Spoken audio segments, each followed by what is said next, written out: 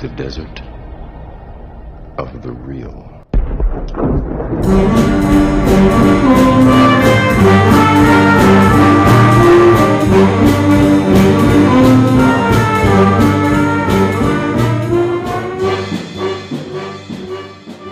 Welcome to the Desert of the Real. I am your host, Ryan Hudson. Joined with me, you know him, you love him, is your other host, Jason Dietz. The Desert of the Real is a movie podcast where I force Jason to watch big blockbuster movies he's refused to watch because he didn't think they were worth his time. We are currently going through the Marvel Cinematic Universe, and this is the last one.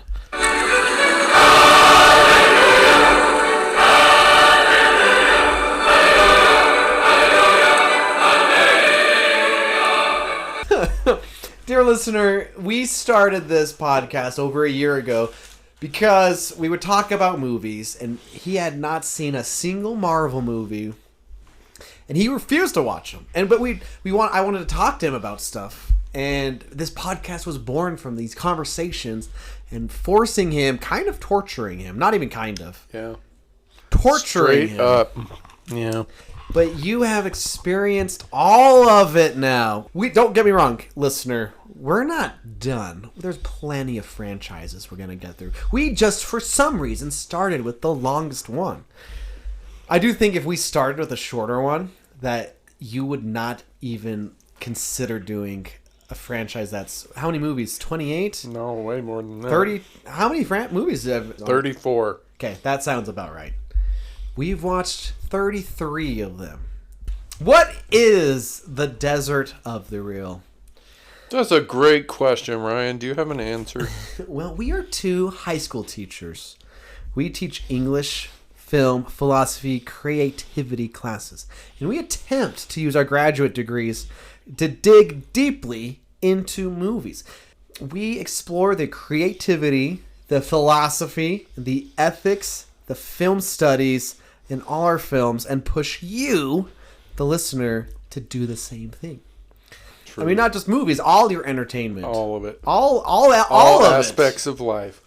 Think critically of all of the TikToks and tweets and everything. Yep. We definitely want to thank you. This has been a journey.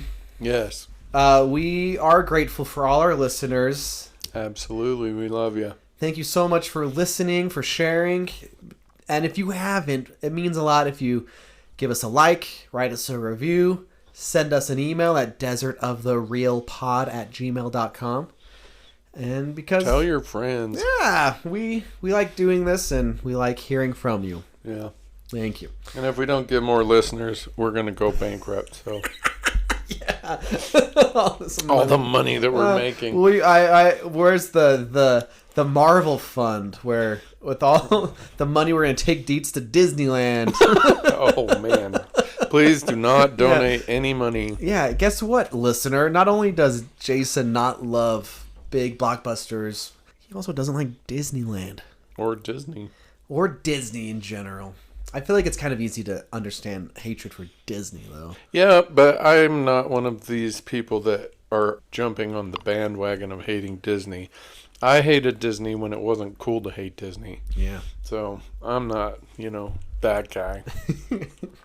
So what is the last Marvel movie that we're going to talk about, you and I? The Marvels. The Marvels!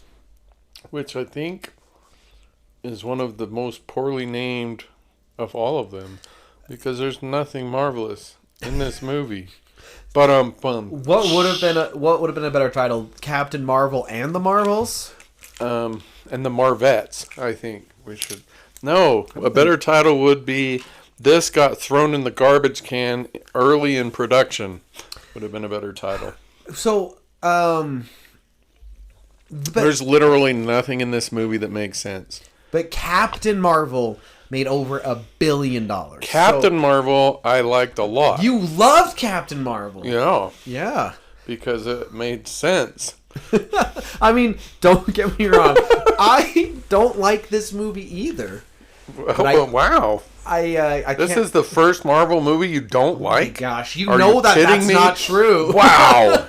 Listener, you heard it here first. Our diehard fans know that that's not true.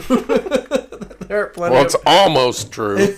there are plenty of Marvel movies I don't love. But I feel like okay, today's episode is going to be a little bit different than most of our episodes. Like, for example, usually, Dietz will get into the philosophy and ethics, I'm sure. There is a specific thing we are going to talk about with, like, just film studies, knowledge, behind-the-scenes stuff. But, you know what? What? This movie, I was watching, and I'm like, what is there to say about this? Not much. But you know what I came up with? What? I have prepared for you. Well, you're not prepared. You have to think off the top of your head. Okay. Discussion questions. Oh, wow. This is kind of the first time I'm like, I don't have a lot to say about analyzing, but it promotes some interesting questions, I think. And that's what I'm excited to ask you and talk to you about. Okay. Cool. Anyway. That'll be fun. Okay, pros. Okay, cons. Just kidding. Hey, kind of. okay, so before we get into the... I actually am very curious. A lot of these characters come from the TV shows, like Miss Marvel and Rambo, and they don't say her super name. So there's 3 Marvel characters. Miss Marvel, Captain Marvel, and Rambo, which is her last name. I thought she was like Professor Marvel No, or Dr. Marvel. That's not her comic name. It's like the Photon in comics, and she doesn't even say that. Her job It's is not to even take in the pictures of movie. things. Yeah, I've never actually understood anything about her powers or things go anything. things can go through her, and she also can shoot stuff, I guess. So according to Google, when I'm looking at the photons, which is her name, never said in the movie, by the way. Her powers and abilities are flight, phasing, and energy absorption. So, yeah. So she can just absorb energy. Yeah. She can't do anything with it. She's like... Well, I guess in this movie she can shoot stuff. But Yeah. and Miss Marvel... So her entire power was she had a bracelet? Yeah. So her powers are different than the comics. So instead of being stretchy and bendy and stuff, she like makes energy. She has a bracelet. Fists. Yeah. Also, they call it the quantum band. And I'm like, wait a second. Quantum is small. We've established that in the Quantum It Mania doesn't movie. matter. Why did you call it that? Okay, so here's what we've got. Okay. We have a girl that has a bracelet. Uh-huh. We have a lady that can absorb energy. Yep. And then we have basically a god. Yeah. Any problems with that setup? No, that sounds perfect. Let's make all 3 of those characters equal. I will say that something that I do like, Captain Marvel is like so strong. She get headbutted by Thanos, not even flinch, fly through his spaceship, destroy it. So an interesting, I think, creative way to limit her like godlike ability is every time she uses her powers, she gets teleported by someone else. Right. I think that's a fun workaround. So that was fun. Yeah. That is one of my few pros. It didn't make any sense at all, but it was fun to watch the choreography of that. That was fun. Yeah, like why they're connected doesn't matter, I guess. Yeah, not no. even a little bit. They didn't really even ever explain it or My- give any logical basis at all for it, but it was fun to watch. Okay, my biggest pro is Kamala, though. Mine too. She is actually. a breath of fresh Yeah, air. I loved her character. And also, the actress, by all accounts, seems excited and loving being in a superhero franchise. Yeah. Anyway, they're building toward like the Young Avengers, which I think is kind of fun, and I hope Spider-Man could be part of that. But like, a group of younger generation to take on the mantle. But Kamala, she is a lot of fun. Yeah. I love her character. I did too. Did you know there's a funny part? She quotes Captain Jack Sparrow. It's like, we have our heading. Yeah. When like they're in the spaceship and she's like, oh, Captain, my Captain. Yeah. She is so I really fun. loved her character. I really did. And then on the flip side, like in her show, like her parents are fun, but there's no reason why they're in this movie. Yeah. It's like, why is Kamala's brother and parents, why are they in the spaceship? It's because they're funny, I guess. Nobody knows. That's the only Makes reason. no sense. They are funny, but it doesn't make sense. You're right. Initially, I liked the cat being back, but then they beat that to death. I do like the scene where the cats are eating people, and it's set to memory from Cats. I think that is a fantastic moment. I'm like, this is, if the movie was weird like this throughout the entire thing, I would have been a big fan, I think. Oh, maybe. Like, another example, like, they go to the singing planet. That I thought was cool. What an excuse to be silly or weird or different, and then they cop out. Right. They chicken out of doing the singing and dancing. Yep. I think that's dumb. I'm like, yeah, give me this weird story stuff. Yep. Oh, they can talk, not Yep. dance. This is not... Yeah. This They're is, bilingual. This is boring now. Like, there's a couple glimpses of some fun, quirky stuff. And I'm like, oh. Yeah. I do like the cats. I mean, like, it's isolated. Right. I don't really like what comes out before or after. Nothing that scene, to do with anything. But, like, let the cats eat you. Okay, so I can't imagine that anyone watching this who has also seen Spaceballs thought that this was a creative plot line. You are not... Like, they straight up robbed this plot line from Spaceballs. You are not the first person to make that specific connection. Yeah, to your credit, you didn't hear that from anyone. You just, you made those. Yeah, it's Spaceballs. Let's take the air from a planet to put it somewhere else. So dumb. Actually, that's basically my plots. Kamala, a fun scene, and like the fight scene at the end is kind of cool, but it's also...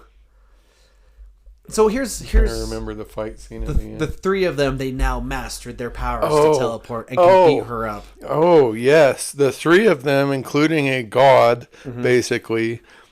One of the three of whom has exactly the same bracelet as the person they are fighting. Yeah. And they can't manage to beat her up in like a half a second. And like for me, it's kind of like the Black Panther 2 thing. Like it looks like two action figures being smashed against each other. No weight. And in my brain, I made a comparison to think of like Return of the Jedi when Luke fights Vader at the end.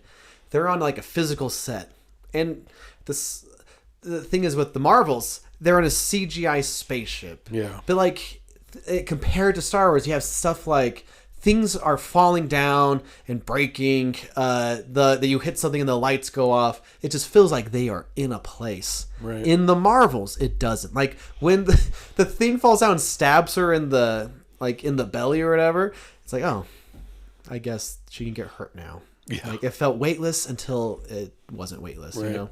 Anyway, it's not great. It looks kind of cool if you watch like... That's all you see at this movie is that one fight scene. Like, all right, that's kind of cool, but yeah, this movie's not good. No. Not good. Nope.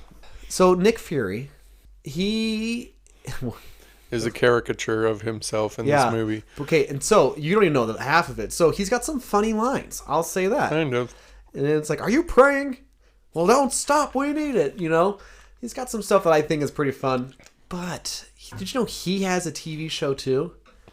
It's called Secret Invasion, all about the Skrulls, I mean, living on Earth, needing a place to hide, being mad at Nick Fury because they don't have like a place that's good and like they live in a dump type of thing. Anyway, the thing is, Secret Invasion could have been so much better. Like, who can you trust? Who's a Skrull? Who's not a Skrull?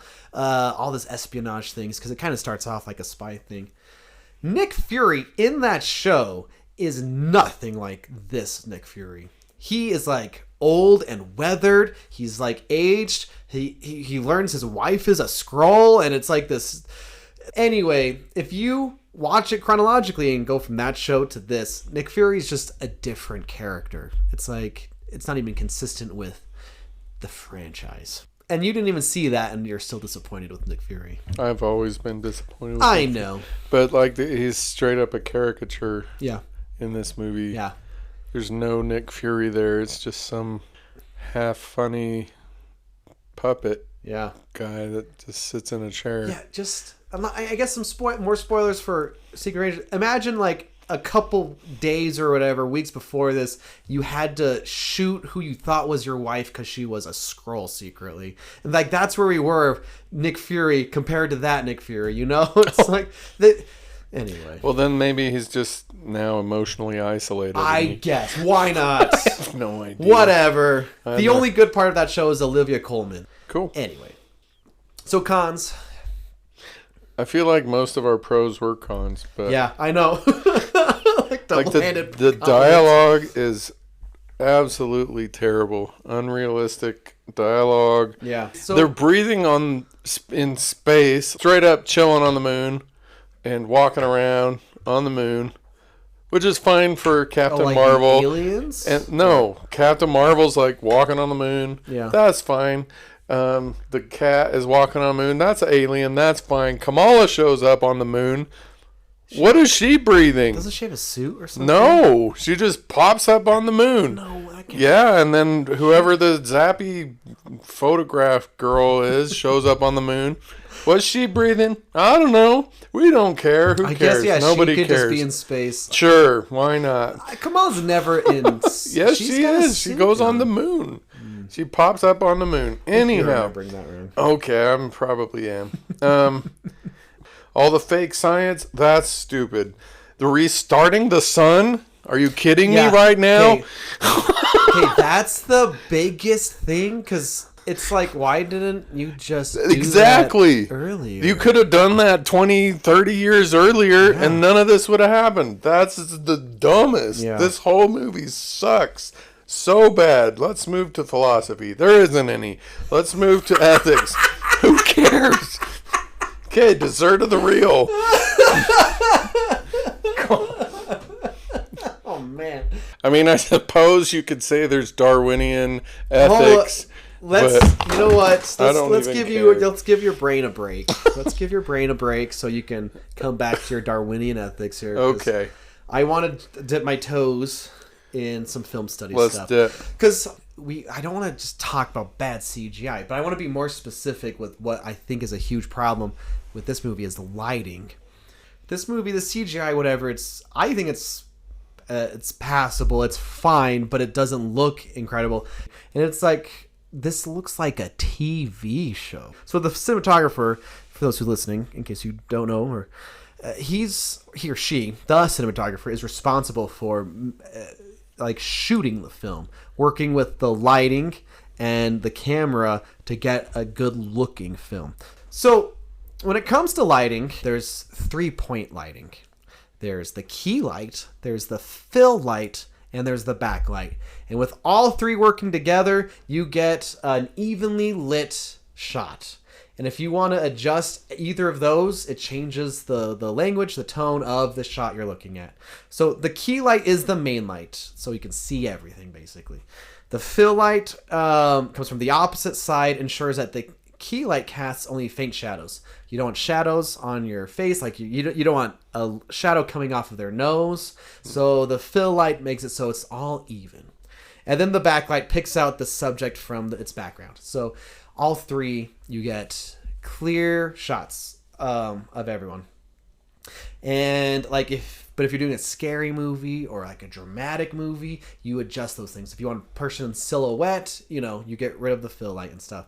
Or if you want shadows, sometimes you want shadows across faces and stuff. It just creates a mood. So for high key lighting, it's probably a comedy, or think like a Disney Channel movie or a musical. It's happier, it's brighter. You turn up that fill light so it's as bright as the key light, basically. That's what they're doing in this movie. Like that scene, like when they're coming, it's gonna be this big epic fight. It's just a high key lighting scheme. But low key lighting scheme, you want those shadows. Very little fill light. You want shadows across their faces and stuff. It's often associated with suspense genres such as film noir and things, Most movies are lit to the extent, including this movie, where there's not like big dramatic shadows on faces and things. But I think that's the thing missing here. It's not dramatic. It doesn't look cinematic. There is just, in our collective minds, what is cinematic versus not cinematic. Or maybe it's the lighting and the coloring. But there are, like, Wizard of Oz has, like, soft lighting. Like, doesn't equal good by any means. It's just, I think it would have helped. It looked like a TV show. It looked like... it didn't look good, is what I'm getting at. It didn't. It's kind of disappointing. Yeah. And so, lighting is so powerful. And that's what like people who work on sets, a lot of what the waiting around is for actors and things is setting up lights and things. Even for movies. Oh, I didn't know that. Like you wouldn't expect. I used to watch. There's a guy. He makes YouTube videos. Matt Pat, and I know you don't know. I don't think you know him. But he makes videos like it's a film theory. Anyway, this guy had a cameo in the Five Nights at Freddy's film. Okay, and he talks about he only has a little tiny part, but he talks about how they've had to film from this angle where you can see everyone like they're at a booth in a restaurant or something. They had to film there. Then they had to take away one side of the booth, change the lighting, film from this side all the shots, take away the other side of the booth, change all the lighting, film this side of the shot. So he's like, it took all day to film a couple seconds, but because they had to adjust lights, they had to make sure it matched and all these things. Like lighting takes, it's, the people who make movies, they're awesome. And they don't get all the respect they deserve. Anyways. Cool. I didn't know any of that. Now I'll be looking for that. Anyway, just thoughts I was thinking about. Dang. That's good thoughts. So philosophy, it's pretty barren. The only ethics I could come up with was Darwinian. So... Darwinian ethics is like the strong survive kind of thing. Yeah. As far as I can tell, that's the only ethical consideration in the movie. Like the bad guy, that's it. So I guess the ultimate takeaway is that might makes right is what we fight against, I guess. I don't know, just because you can do something doesn't mean you're going to be allowed to do it. Yeah. I guess that's a flaw in me, that at some point I tip over I am looking for interesting things in this movie. At some point I tip over into this is trash and I'm now going to just eat cookies and well, I'm glad it took till the 33rd movie. It may have happened earlier, but I definitely felt it here. Yeah, and like I said, I have some discussion questions ready for you. Okay, well that's literally all I have to say about this movie. So let's before we get to the questions, there was one thing. It's kind of sometimes frustrating where you think a movie might go a certain place, but it just doesn't. Like, I thought this one might have gone into the trash can before they made it. And then didn't. Like, we've established Kamala loves Captain Marvel, like, or worships her, and like, sure. And they go to that first planet, and all Kamala wants to do is help people, and she's trying to help people, and then Captain Marvel's like, "No, go to the ship, get out of my way." And then they kind of drop what I thought might have been an interesting take of like, what is it like to meet your hero and they're not what you expect? What is it like when you're let down by your hero or even hurt by your hero, Yeah. But it definitely does not. No. It strays away from that almost immediately. Yeah. Which I was like, oh, that could have been an interesting thing. Anyway. So, okay. I have a couple random little things, and then I'm going to get to the discussion questions. You are the MC. I asked on Twitter. We are at Desert of Real Pod, so if you want to follow, it's up to you.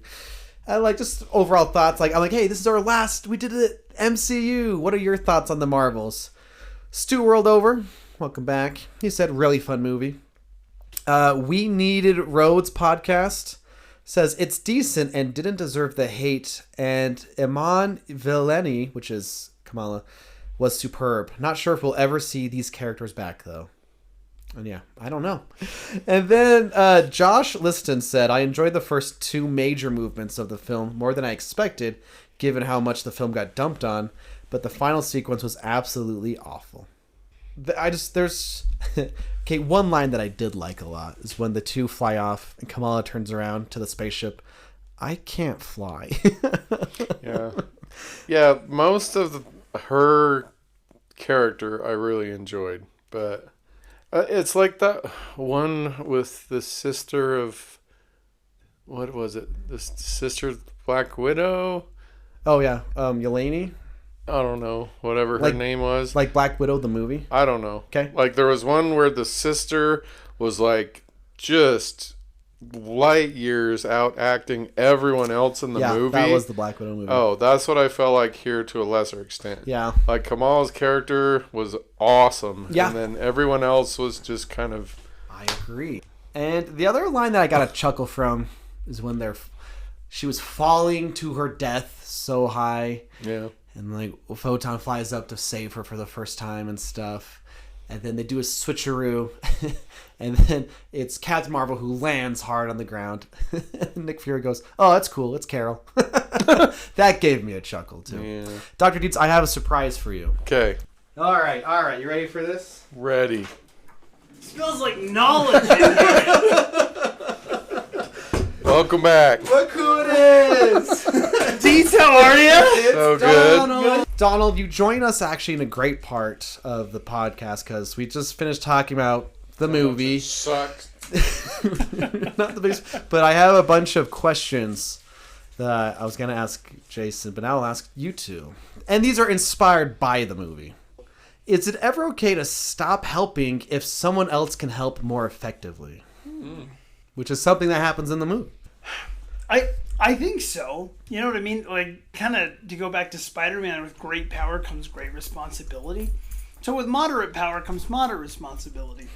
I feel like there's certain responsibility that we all have, and I think there's only so much we can do, and that premise actually goes really far into Kamala's origin, because in the comic books, after she gets her powers, there's this big crisis going on.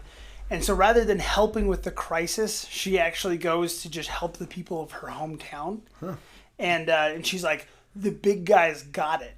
But in a real world premise, I think there's only so much we can do. Yeah. And I think recognizing what sphere we have influence on and doing the most we can in that sphere is all anyone can ask of us. I think he just channeled me, so... Yeah. Or I channel him on the podcast. I don't know. Yeah, I agree. In your sphere, you have the responsibility to do everything you can, but outside of your sphere, you do what you can until someone else. Yeah. I agree. So, at time of recording, tomorrow is election day. Something that my wife and I have struggled with is like, are we even going to vote? The state that we're recording this in, we are pretty much guaranteed a certain candidate for our state. But there's a lot of things locally that we need to give our voice to, that even though we don't necessarily like what's going on in politics, it's still important that we give our voice to what's going on around us. Mm-hmm. And a lot of people miss out on those opportunities to bring their voice to the community because they feel like their voice doesn't matter on the national level. You reminded me, because I'm reading the Malcolm Gladwell book, Tipping Point, and he talks about, there's like that famous account of someone got attacked in the middle of like a populated area, no one came to help. Yep. And it's like, oh, it's because everyone assumed someone else would do something. Yeah. Someone else can help type of thing. Yeah. Which is why once you understand your sphere of influence, again, I feel you are ethically obligated to do everything that you can in that sphere, whatever that sphere is.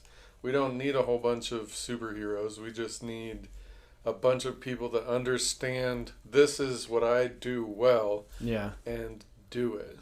That's it. I like it. All right. Here's your next question. Is there an ethical way to determine who needs help or resources first? So, like, for example, in the movie, the Skrull people, they're refugees, and then the bad guys want their resources for their planet type of thing. It's like, oh, who do you help first? That's a really good question that I'm probably going to steal for my philosophy class next try. I mean, I guess the easy and very far divorced from actual events question is who needs it most. So, in the case of the movie, the scroll, I guess they can stay on the ship, right? They could just be there. There's air, food, whatever, and the people on the planet are going to die, I guess. Maybe. I never understood that. They had little paper mache face things that apparently did something to preserve their lives. Yeah. I don't know what they were.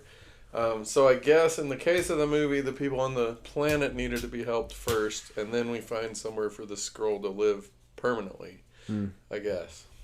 It's a super hard question when we get out of fiction or out of theoretical realm into reality, because like in Western society we have a very, very different definition of what people need help with than pretty much the entire rest of the world. And so if we're doing it by that definition, we should literally stop helping everyone in the United States and start helping people in third world countries, because just about everyone in the United States lives a better life than most of the rest of the planet. Oh, yeah, I mean. But in pragmatically, that is not possible, and it won't ever happen, because like we've covered over and over on this podcast, we are, as a species, I think, inherently, our default ethics is loyalist ethics. So the more you are like me, the more I am likely to help you. And that starts at home. I am never going to be giving up stuff that my family needs to help another family. Yeah. And then another family out from where I live isn't as important as a family that I can see frequently. And we just go out, and that's called othering, and we've covered that. Yeah. So I guess ultimately the answer ideally would be we help the people that need the most help first. Pragmatically, I don't know that is even possible. I want to agree with Dietz, really summed it up well, but I think what happens is who we decide gets the help is the people that we're either closest to or the people that we care about the most. But who needs the help and who deserves it are... So who needs the help might be objective, but who deserves the help is kind of the subjective question that as human beings we to just echo Dietz, as human beings I think we tend to help the people that we love and not necessarily the people who need it more. Well, awesome. All right, next question. What connections do we have in this life even if we don't want them? In Marvels, they're connected. They use their power, they swap places type of thing. But in real life, we have connections, family, jobs, but why are we connected even if we don't want to be connected? An example in my life. So I run a business in a very religious town. And so the connection I have to these people is I understand because of their religion, they can't work on Sunday. But I'm obligated, as by virtue of my position, to keep the store running on Sunday. Yeah.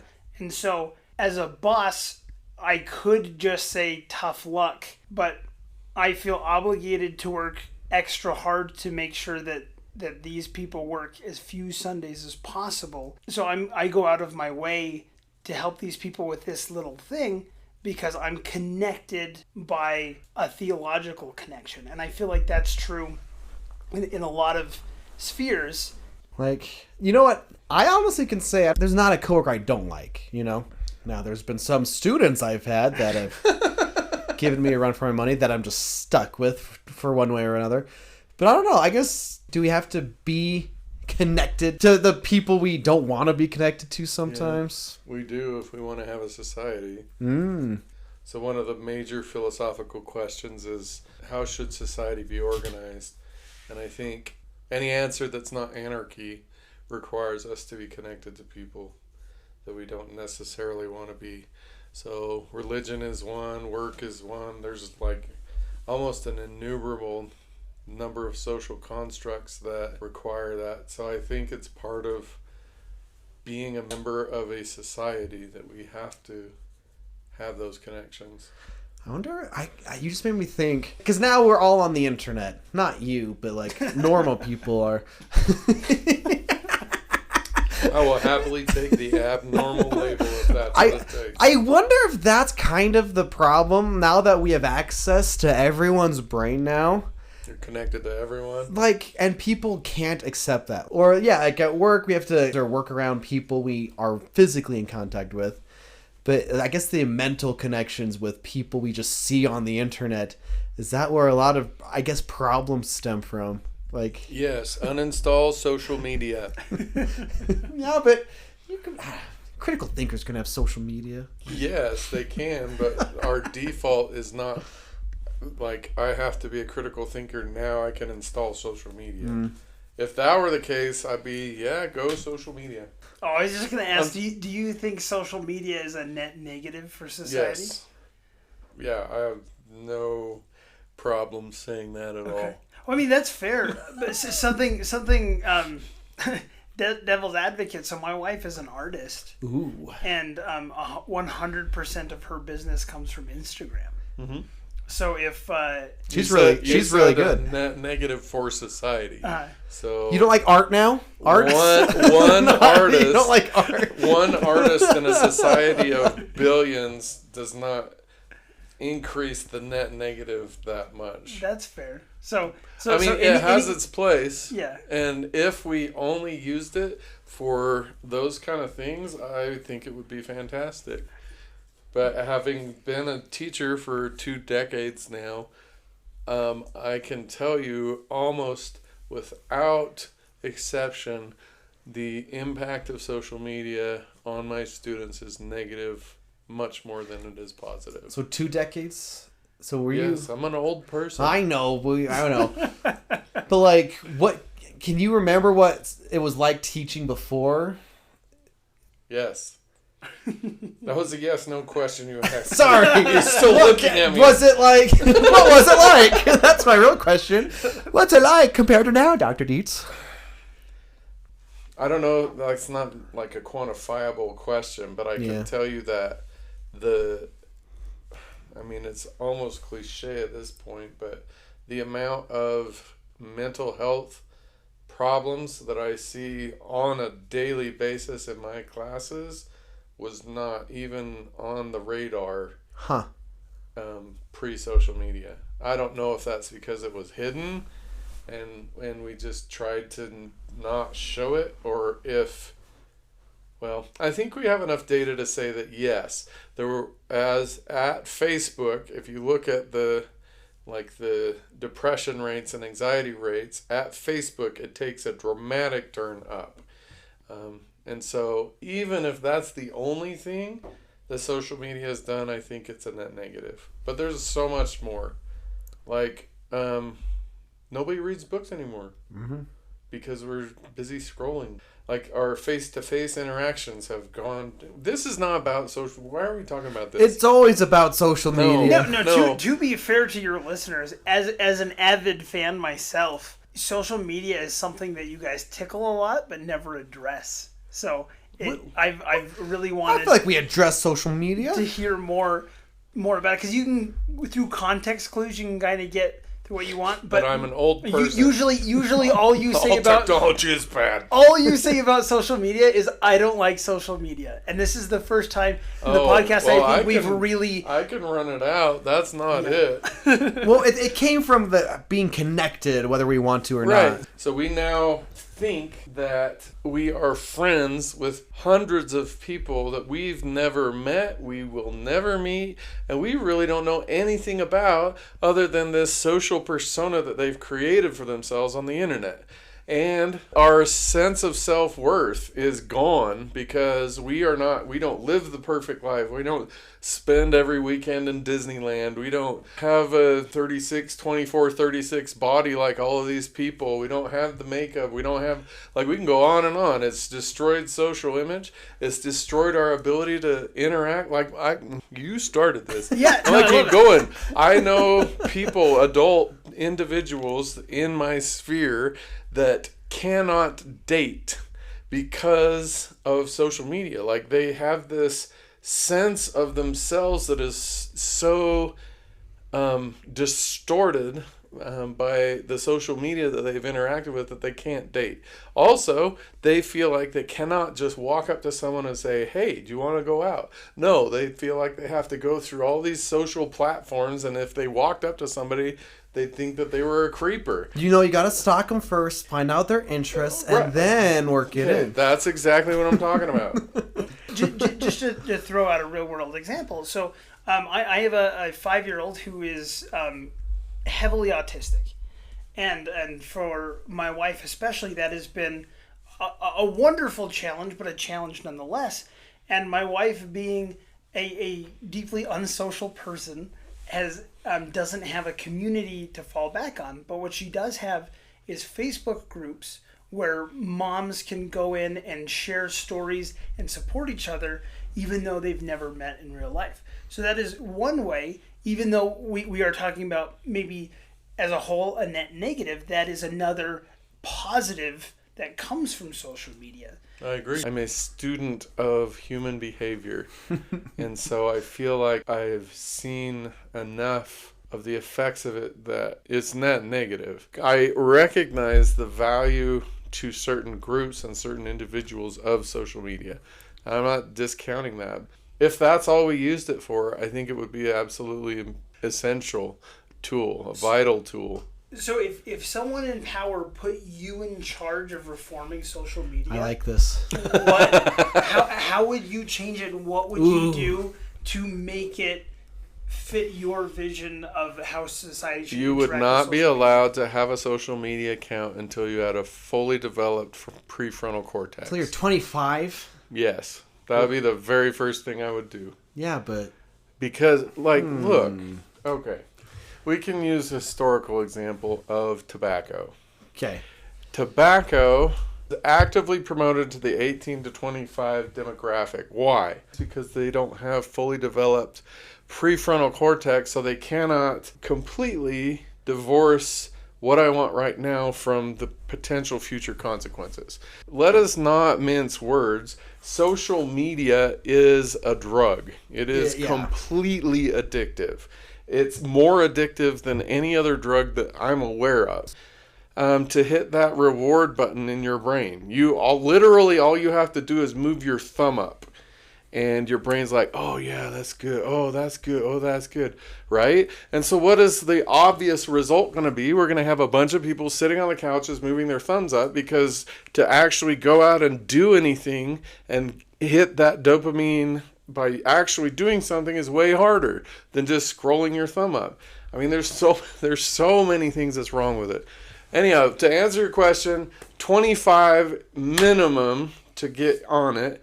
We get rid of the monetary incentive for creating content, and then the people that actually, like your wife, the actual artists who have actual art to share, the actual people that are interested in helping people, that are creating these groups, that's all we have. We don't have this constant, I'm showing you this to make yourself feel bad about yourself, so you'll buy this product so you can feel better about yourself. That's all gone. So those two things I think would fix social media. Do you, and I'm sorry for hijacking your podcast. It's way hijacked.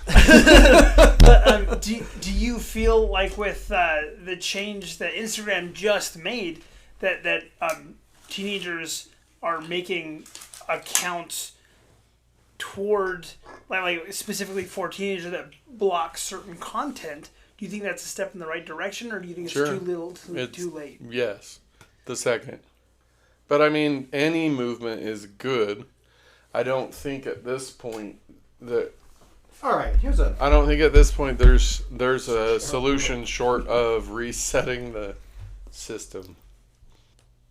So I am a vigorous and potentially not critical thinking anymore opponent of social media.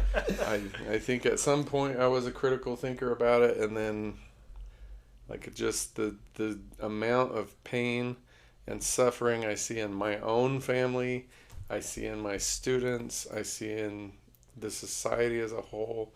I'd like if this were a substance instead of like a visually injected drug, there would be laws against it, and we would be actively fighting against this. There would be police involved in raids on this.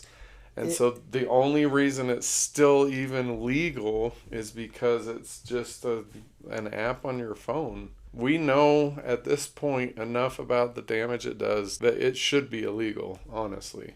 Interesting. Like, well, okay. You just remind me what I wanted to say. Look, like since like the 2010s, now in the 2020s, what is the generation that is raising kids doing? Are they doing it differently? Do they know how to do it safely? Is there a way to learn?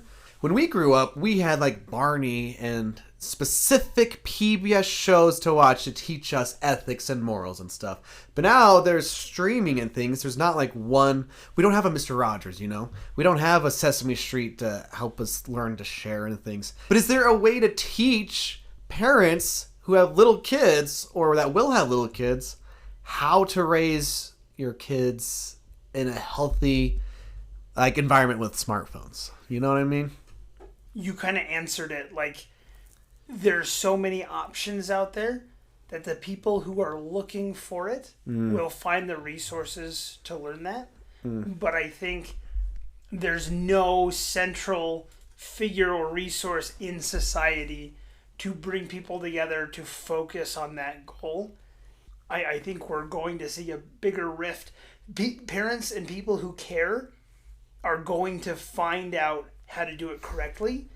But people who are going through life apathetic are just going to let the flow of society dictate their children's education and upbringing.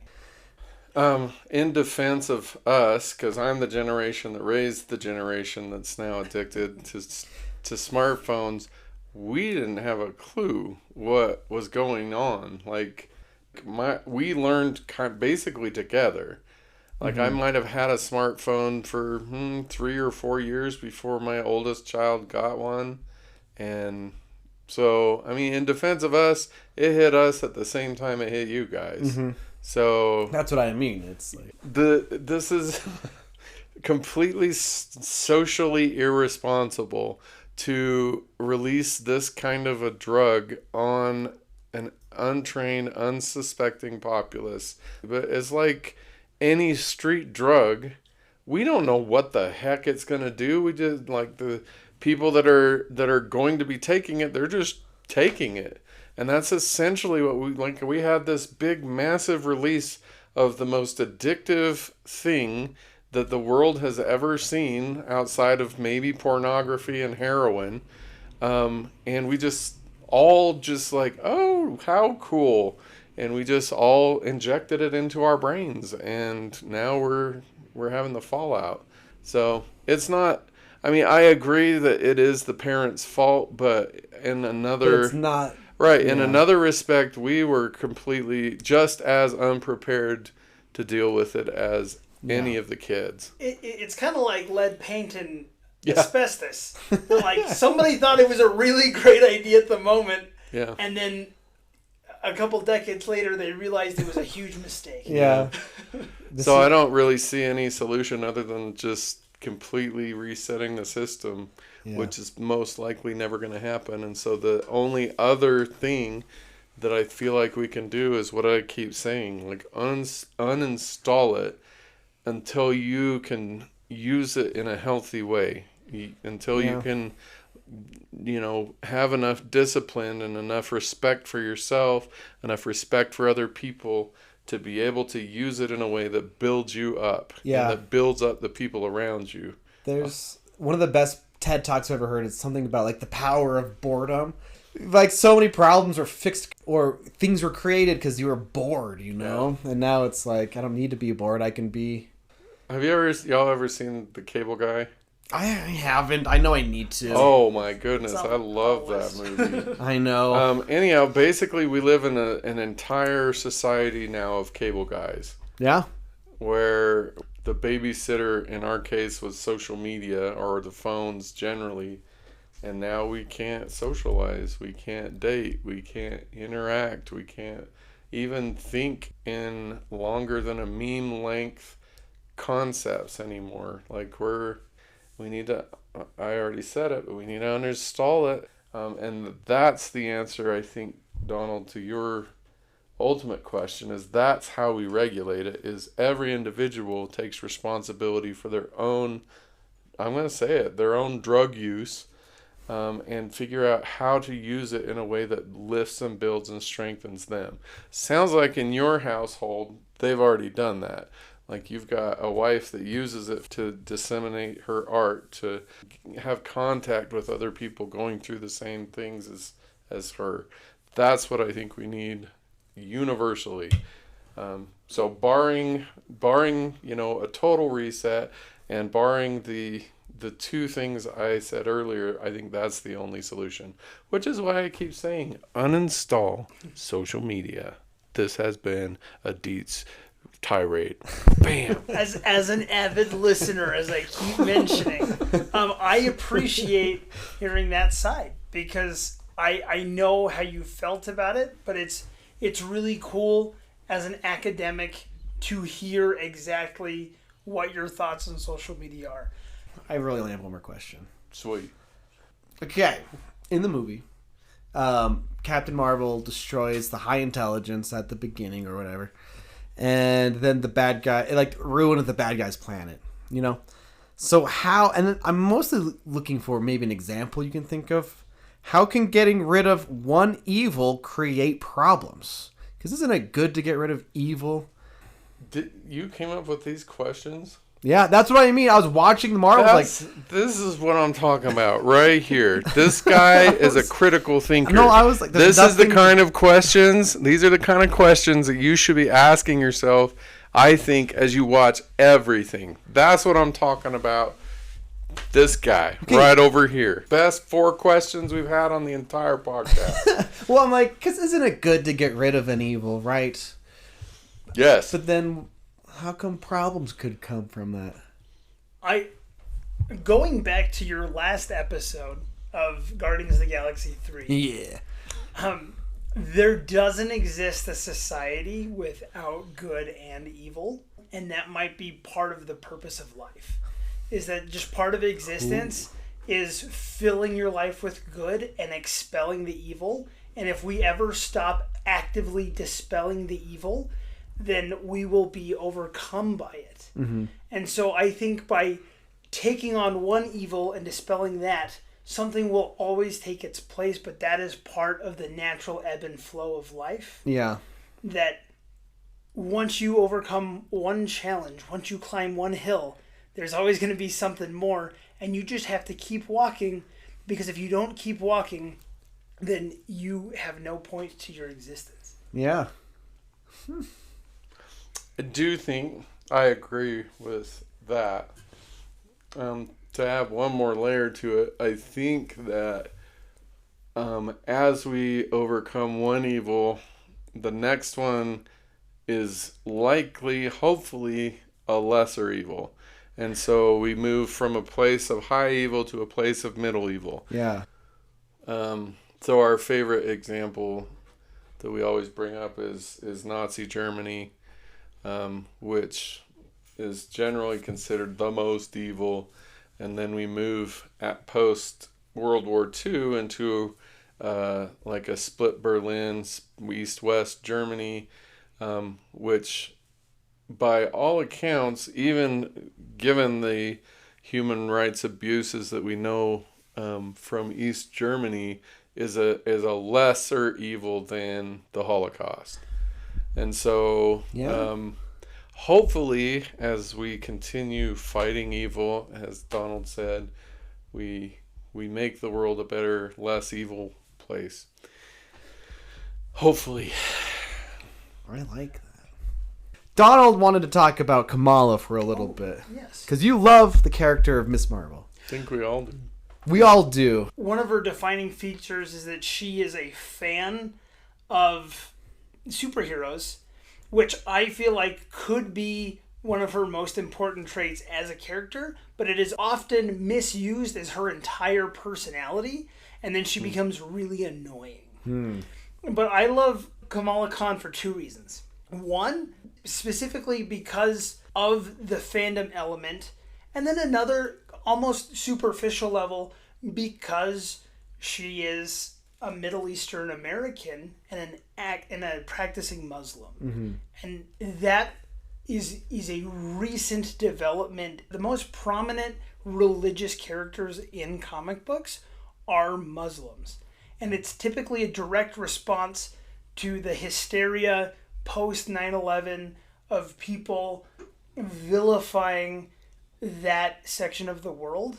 And so you see a lot of quiet activism come out of comic books.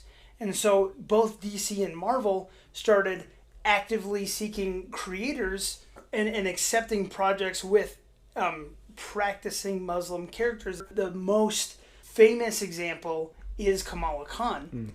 And I think it's really cool in this sphere of fantasy to include the religion element, because it's usually there as a theme, but you don't typically see actual characters be involved in a religion. And from a critical thinking aspect, it kind of exposes a lot of people to this group of people that they might not normally come into contact with, which I think is an incredible trend in comic books.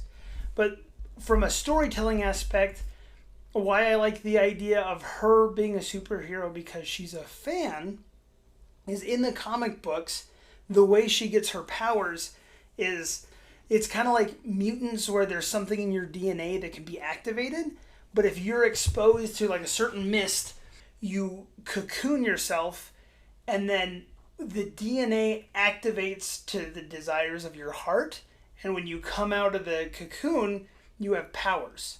And so when Mrs. Khan is in her cocoon, she's asked basically by her subconscious, what does she want out of life? And she wants to be more like her hero, which is Captain Marvel. And when she comes to, she is physically a younger Captain Marvel. But she manifested those powers because she looked up to someone who she thought was doing good in the world. Because when superheroes were first developing, they were literal representations of doing good in the world.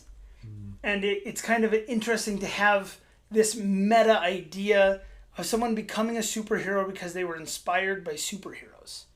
And I feel like if you do that correctly, you can tell some really interesting stories that relate to a lot of people. And there's a large portion of the population who really learned how to be a good person because of their interest in superheroes. And so I think exploring the idea of being inspired to do good because of those who do good is an amazing bed of inspiration for fantasy. Yeah. I wish someone would have told the people making this movie about that. That would have been great.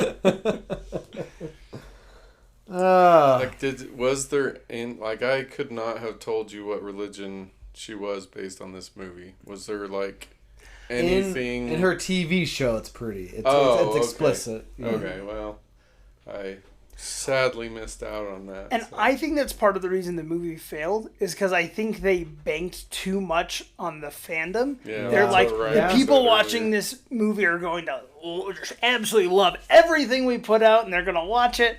And nobody watched the television shows, and so nobody was prepared. Because I'm sure you guys went over this, but 2/3 of this movie only exists because of characters who were introduced in the television shows, and so no one cared. I do think, though, that illustrates the strength of her character in this movie, that she is the best thing in the movie, even though, I thought she was the best thing in the movie, even though I'd never even heard of her before. Right. And you liked Captain Marvel, the first movie.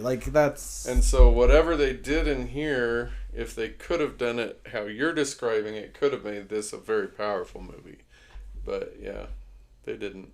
And so she's just this cute little fangirl that has a bracelet that she uses. Yeah, I hope we get that Young Avengers movie, like you said. But I know you're Me done. too. I'm desperately hoping. Yeah, maybe we should rewrite this contract where every new Marvel movie. Never. We already had the Hallelujah chorus. I stood up. So I have a question. Is there anything that would have to happen for you to return to the Marvel Universe, even for this podcast? Great question. Like, do you think if certain movies came out, if they made a Drax movie, I would watch the Drax movie. We're gonna do a synthesis episode for next week where we basically go through and answer that question. But Drax, I would watch for sure. Now, do you like Drax or do you just like Dave Bautista? He likes Drax. And yeah, that's a good point. Because I don't think Drax is that dynamic of a character. No, I love Drax. You don't think he's dynamic? Not in the comic books. Oh, well, in the movies, comic books, I his feel whole personality is that he has two knives. Oh, wow. Well, they did a great job. So this is the other side of the Kamala Khan thing then. They did a fantastic job developing Drax. And I just think you like James Gunn. You're a fan of his writing. Because the problem with him directing the Marvel movies is his vision isn't able to come to complete fruition just because of all of the producing that has to happen in a Marvel movie. Yeah. But his writing is exceptional. After we do our retrospective episode, talking about all the Marvel Cinematic Universe, to Jason's Choice. Back-to-back Jason's Choice. Then Star Wars, baby. In fairness, well, we'll get to it next week. Donald, maybe we'll even hear, maybe I'll ask like your top 5 or something. And we'll get some input from some people. Cool. I think we should ask all the previous guests. That'd be cool. That would be cool. We should do that. Top 5 Marvel movies? Yeah. Top 5. Yeah. And then we could make a little chart on the wall. Yeah. That no one would see but us. Audience, we're in a big room looking at a giant spreadsheet of all the Marvel movies. Yeah, billions of dollars worth of recording equipment. Yes, it's very fancy in here. Sprawling wood bookcases. Yes, it smells like mahogany. Gorgeous first editions of... It's nice in here. A large fish tank. Anyhow, thank you for being with us for the last Marvel episode. It's so funny this is the last one. Hallelujah. That's all I got to say. Thanks for having me back for a surprise visit. Captain Marvel 2. Yeah. That was fun. Donald, if you could choose a franchise, what would it be for the podcast? I don't know how popular this would be, but I would love his take on the Hunger Game movies. Have you read the books? No. That's actually maybe an interesting answer there. I've seen all the movies. Oh, you have? Oh, you have? Okay. He hasn't seen all That's a blockbuster, dude. I don't know if you knew that. I did know that. He hasn't I watched seen them because my wife wanted to watch them. You haven't seen like Harry Potter. Harry Potter would be haven't excellent. seen all the Transformers. You're not gonna make me watch I'll stop listening to the podcast if you do Transformers. I am not. I will it would be an interesting series. Out. This is okay. If I could choose, but Dietz wants. You are the one. Okay. I am just the co-host. Speaking of that, I think This we is should. like I a want to do. Saw movie. I want to do. That's exactly what this is. Except for I don't ever get out. It's not. I get out of one trap, and then you're like, "Oh crap! Let's stick him in another one and see what body part he loses this Do you time." want to watch a movie? Anyway, this has been an interesting episode. Thank you for listening. We are again so excited to be at the end of the MCU. Do you have any idea what your first Jason's choice will be? No, right now I'm just basking in the last few seconds of the Marvel contract. Next week is a Marvel retrospective special episode, and then 2 more Jason's choice. Yep. Donald, do you have anything to plug while you're here? I just want to say I'm a huge fan of this podcast, and I think what you guys are doing is great, and I want you to keep going. What about your wife's Instagram? Do you want to do that? Sure. Yeah. So right now, my wife is doing book covers and character art for authors, primarily fantasy and fiction. Her Instagram handle, for anybody who's interested, is Cassie Roos Artist on Instagram. That is KASSIROOS Artist on Instagram. Nice. Check it out. We love you so much. We do. Thank you so much for listening. See you next Remember week. to think critically. Yes. Bye.